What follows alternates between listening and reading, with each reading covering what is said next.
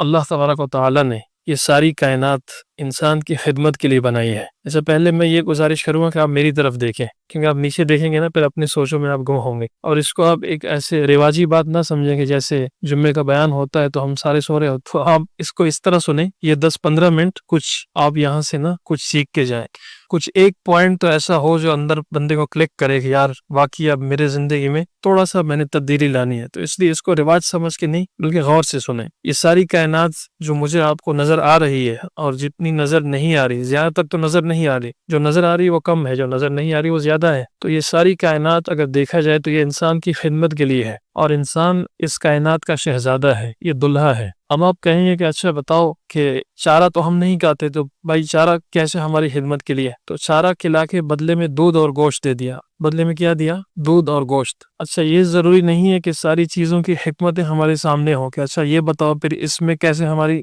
मतलब सांप में हमारे लिए क्या फायदा है, बिच्छू का हमारे लिए क्या फायदा है? फायदे हैं सारी चीजों के। आप इंटरनेट पे गूगल उठा के सर्च करें सांप के क्या फायदे हैं, आपको खुद नजर आएंगे। तो साइंटिस्टों ने इन सारी चीजों के ऊपर रिसर्च की है, तो ये सारी चीजें आपके सामने आ जाएं कि हर चीज का कोई ना कोई फायदा है। वो जरूरी नहीं है कि वो फायदा मुझे आपको मालूम हो। तो जब सारी चीजें इंसान के लिए बनी है तो ये इंसान को अल्लाह ने क्यों पैदा किया? इसको अल्लाह ने अपनी इबादत के लिए पैदा किया है। वमा खलक़तुल जिन्न वल इंसा इल्ला लियअबुदून, कि नहीं पैदा किया गया इंसान और जिन्नात को मगर अपनी इबादत के लिए। अब इबादत क्या सिर्फ ये है कि एक आदमी 24 घंटे के अंदर सिर्फ 5 वक्त नमाज पढ़ ले और बाकी वो कहे कि भाई मेरी मर्जी मैं जैसे जिंदगी गुजारूं? इसको इबादत नहीं कहते।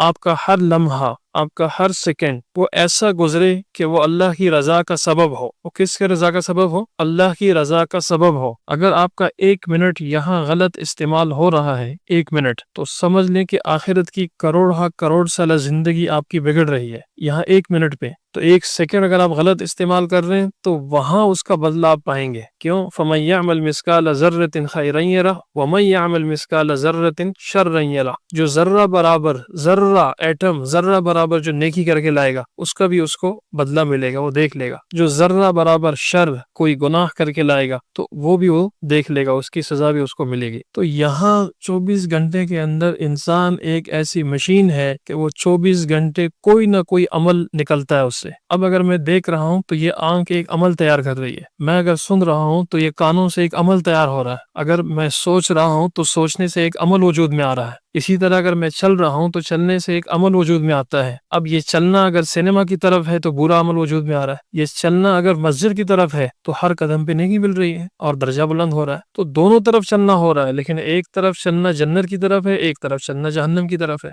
अगर ये सुनना कुरान की तिलावत है, ये सुनना माँ बाप की बात है, ये सुनना कोई जायज बात है, कारोबार तिजारत की बात है, स्कूल में पढ़ाई की बात है, तो आप जन्नत के रास्ते पे जा रहे हैं। लेकिन यही सुनना अगर गाना है, यही सुनना अगर फिल्म है, यही सुनना अगर फुहश कलाम है, गाली गलोच है, तो आप जहन्नम की तरफ जा रहे हैं। इसी तरह जो सोचना है, अगर आप पॉजिटिव सोचते हैं, अपने पढ़ाई के मुतालिक सोचते हैं, माँ बाप की खिदमत के मुतालिक सोचते हैं, पड़ोसी की खिदमत के मुतालिक आप प्लानिंग करते हैं ना, जैसे बिल्डिंग बनाते हैं तो पहले नक्शा बनाते हैं, आप बैठ के सोचते हैं, प्लानिंग करते हैं कि यार मेरे पड़ोसी की मैं कैसे खिदमत करूं, कैसे मदद करूं, फलाना गरीब है उसकी कैसे मदद करूं। अभी आप बैठे हैं सिर्फ प्लानिंग कर रहे हैं, अच्छा माँ बाप की कैसे खिदमत करूं, तो ये प्लानिंग करने पे भी आपको सवाब मिल रहा है, तो ये जन्नत वाला रास्ता है।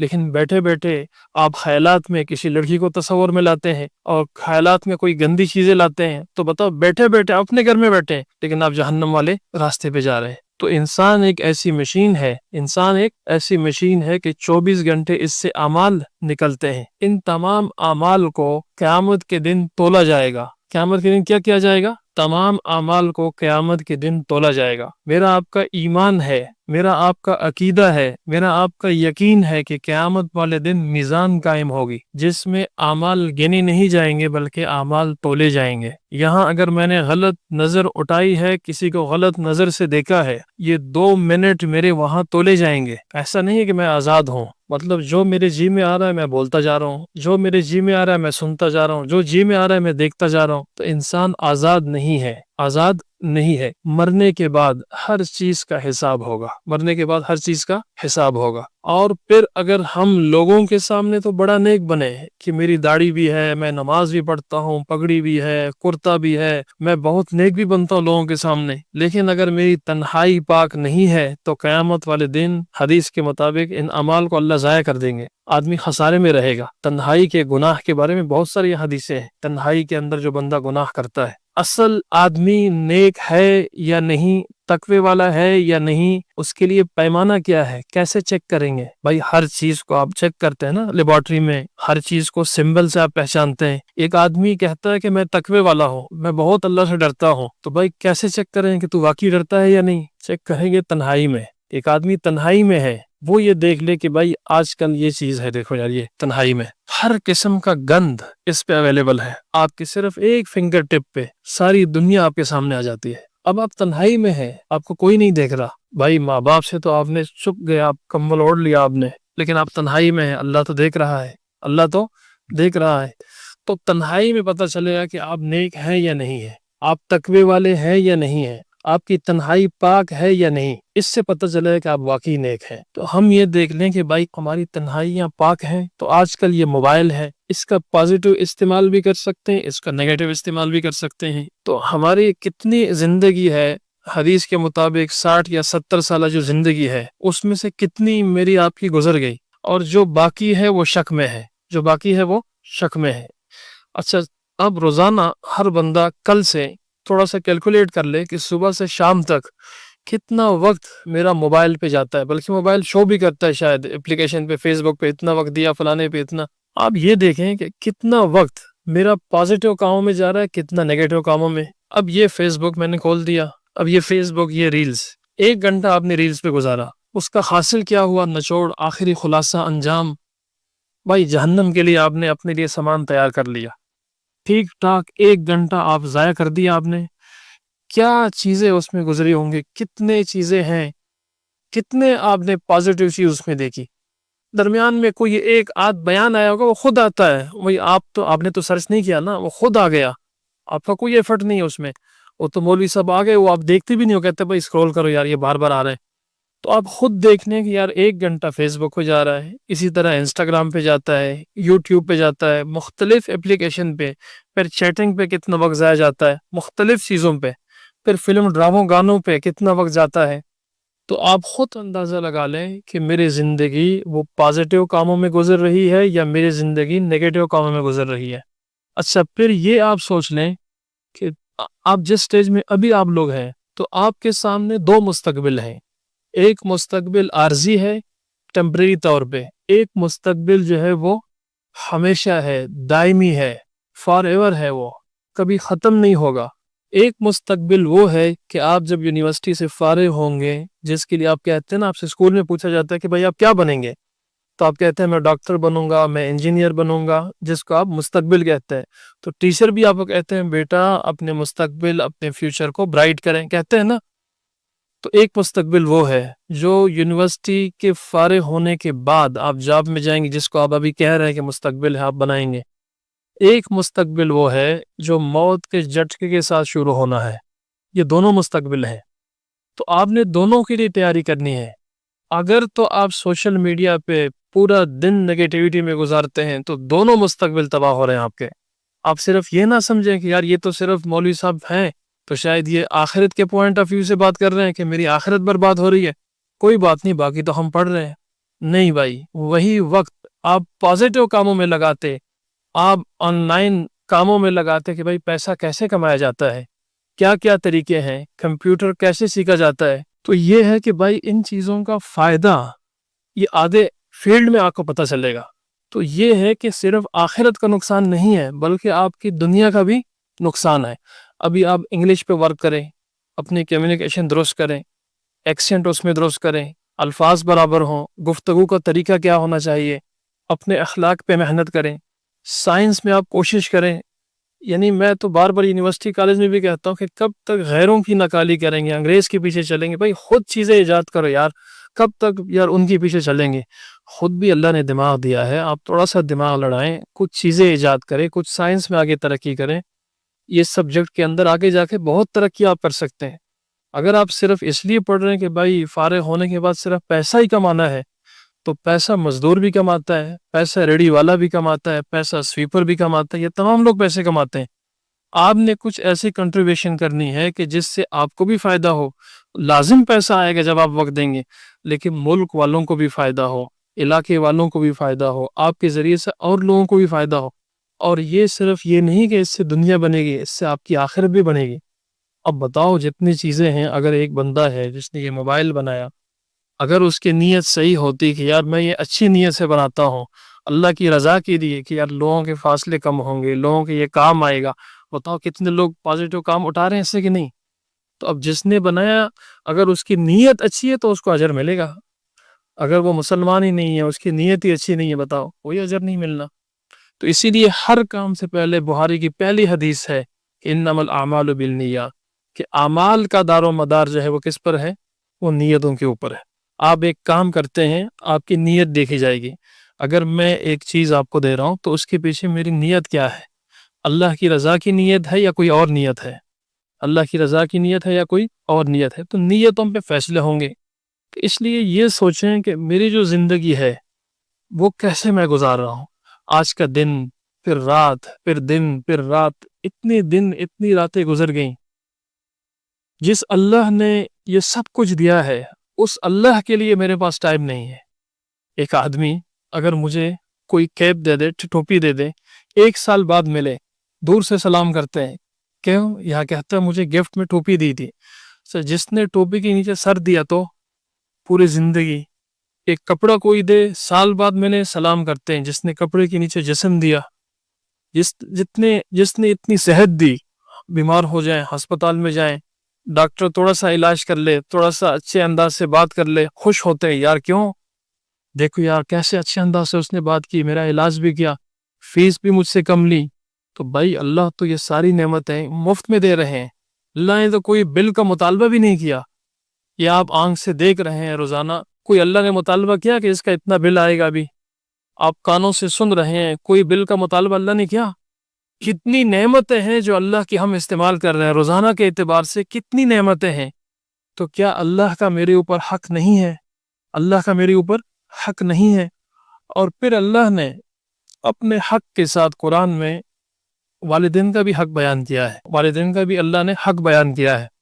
تو بتاؤ، اگر میں نے تو جو آج کل دیکھتا ہوں نا نوجوانوں کو، زیادہ تر یہی ہیں جو سامنے آتے ہیں، تو ٹھیک ہے کچھ نہ کچھ ایسا ہو سکتا ہے کہ انڈرسٹینڈنگ میں غلطی ہو، ٹھیک ہے جی، ماں باپ کے ساتھ بعض اوقات ہو جاتا ہے، چونکہ نوجوان بہت سارے اپنے محلے میں مختلف نیٹ پہ مجھ سے پوچھتے ہیں، تو سامنے یہ چیزیں آتی ہیں۔ لیکن تھوڑا سا یہ دیکھیں، ایک قانون، ایک اصول بنائے، تو ایسے نوجوان ہیں جو بالکل ماں باپ کے آنکھوں میں آنکھیں ڈال کر بات کرتے ہیں، اپنی ماں کو ناراض کرتے ہیں چھوٹی چھوٹی باتوں پر، اپنے والدین کو ایسے ایسے جملے بول لیتے ہیں نا۔ اب ظاہری بات ہے وہ جس سٹیج میں ہیں وہ نہیں بولیں گے کچھ، وہ کچھ آپ کو بولیں گے نہیں، وہ آپ کی اچھائی کے لیے چاہتے ہیں۔ پوری دنیا میں ایک والد ہے جو یہ چاہتا ہے کہ میرا بیٹا مجھ سے آگے نکلے، میرا بیٹا مجھ سے آگے نکلے۔ یقین جانیں آپ کے کلاس فیلو نہیں چاہیں گے، آپ سے جیلس ہوں گے، آپ کے آگے آپ کے پیچھے وہ کوئی نہیں چاہے گا، آپ کی خوشی پہ کوئی خوش نہیں ہوگا، لوگ جیلس ہی فیل کرتے ہیں۔ لیکن آپ کا جو والد ہے وہ خوشی محسوس کرتا ہے کہ یار شکر ہے میرا بیٹا آگے جائے۔ اور آپ کو کیا پتا کہ آپ کے والد ہر نماز کے بعد کتنی دعا کرتے ہوں گے، والدہ ہر نماز کے بعد کتنی دعائیں کرتی ہے۔ صبح صبح اٹھ کے والدہ آپ کے لیے پراٹھا بناتی ہے، آملیٹ بناتی ہے، آپ کے کپڑے کون دھوتی ہے؟ والدہ۔ آپ کے لیے صفائی، ساری چیزوں کا بندوبست۔ آپ کو پیسے کون دیتے ہیں؟ آپ کے والد صاحب۔ آپ کو جیب خرچی کون دیتا ہے؟ آپ کے والد صاحب۔ کیا وہ گرمی میں جا کے، دھوپ میں جا کے، مختلف آفسوں میں چکر لگا لگا کے، لوگوں کے تانے سن سن کے، کیا کچھ کر کے کہیں سے پیسہ اکٹھے کر کے آپ لوگوں کے پاس لاتے ہیں کیا ہمارے بچے خوش رہیں؟ عید پہ نئے شوز لے کے دینے، چلو بچوں کو لے کے دو، عید پہ نئے کپڑے لے کے دینے، لے کے دو، جو آپ ڈیمانڈ کرتے ہیں والد صاحب آپ کو لا کے دیتے ہیں، جو آپ ڈیمانڈ کرتے ہیں والدہ گھر میں بنا کے دے دیتی ہے۔ تو کیا ان والدین کا بتائیں ہمارے اوپر کوئی حق نہیں ہے؟ ہمارے اوپر حق ہے. میں کہتا ہوں والد صاحب، والدین، والدہ جوتے بھی مارے نا تو خاموشی سے یار برداشت کر لو، کچھ مت کہو، اور یقین جانے انشاءاللہ والدین کی دعاؤں کی برکت سے اللہ دیں گے. اگر آپ کہتے ہیں میرے پاس ڈگری تو بہت بڑی ہے، میں قابل بھی ہوں، میں بولتا بھی اچھا ہوں، ہاں یہ ساری چیزیں میرے پاس ہیں، لیکن اگر آپ کے والدین آپ سے ناراض ہیں، آپ یقین جانیں والدین کی سزا ایسی ہے کہ اللہ دنیا میں بھی دیتے ہیں، آخرت میں تو دیں گے. یہ ایک ایسا گناہ ہے کہ اللہ دنیا میں بھی اس کی سزا دیتے ہیں. آپ کامیاب کبھی نہیں ہو سکتے اگر آپ کے والدین ناراض ہیں. ایک تو میں آپ سب سے یہ گزارش کروں گا، اب ظاہری بات ہے مجھے تو نہیں پتا، آپ میں سے اگر کسی سے اپنے والدین ناراض ہیں معافی مانگ لے. کسی نے نمازیں قضا کی ہیں، توبہ کر کے وہ نمازیں دوبارہ پڑھنا شروع کرے. اسی طرح جو ہے اگر کوئی روزے کھائے ہیں تو ان روزوں کو رکھیں. اگر آپ نے جان بوجھ کر روزے توڑے ہیں تو اس کا کفارہ ہے وہ سارے رکھیں. یعنی اپنی زندگی ابھی سے آپ کوشش کریں کہ دین اسلام کے مطابق آئے، آپ کی زندگی دین اسلام کے مطابق ہو، ورنہ ساری چیزیں آپ کے پاس ہوں گی لیکن قلبی سکون جس کو کہتے ہیں نا دل کا سکون، وہ پیسوں سے نہیں خریدا جا سکتا. آپ یہ بستر خرید لیں گے لیکن نیند نہیں خرید سکتے. آپ کے گھر میں لڑائی جھگڑے پیسوں سے دور نہیں ہو سکتے. آپس میں پیار محبت یہ پیسوں سے خریدنے والی چیزیں نہیں ہیں. اگر آپ چاہتے ہیں کہ ہماری دنیا کی زندگی اچھی طرح گزرے اور ہماری دنیا بنے، اور یہ بھی یاد رکھیں دنیا بنانا اسے نہیں کہتے کہ میرے پاس موبائل نہیں تھا موبائل آ گیا تو اس کو دنیا بنانا نہیں کہتے.